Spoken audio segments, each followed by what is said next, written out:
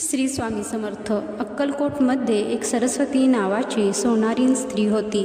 तिचे वागणे हे वेडसर असे, परंतु तिच्यावर महाराजांची पूर्ण कृपा होती. कधीकधी ती जनाबाईचे अभंग म्हणून घळाघळा रडत असे आणि वेड्यासारखी रस्त्यातून फिरत असे.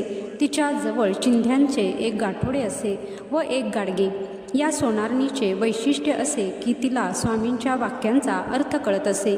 इतकेच नव्हे तर एखाद वेळी स्वामी महाराज रागवले आहेत आणि त्यांचा राग शांत होत नाही, त्यावेळेला सेवेकरी मंडळींनी मन्याबा आणि ही सरस्वती सोनारीन यांना शोधून आणत. मग पुढे मन्याबा व मागे ही सोनारीन हातात काठ्या घेऊन एकाने ज्ञानोबा तुकाराम आणि दुसऱ्याने बोडकीचे काय काम असे भजन करून नाचू लागत. ते दोघे असे बोलू लागतात स्वामी महाराजांचा राग शांत होई आणि महाराज मोठमोठ्याने हसू लागत. ते इतके की त्यांचे अंग व पलंग सर्व हलत असे. असेच एकदा नरसोबाच्या वाडीची काही लोक दर्शनास आली होती. त्यांनी स्वामींना प्रश्न केला की स्वामी, आपण कोण आहात? महाराज म्हणाले, मूळ पुरुष वडाचे झाड दत्तनगर. हे ऐकताच सोनारीन बोलली, वटपत्रशाही मूळ पुरुष दत्तात्रय रूपाने अवतरले आहेत.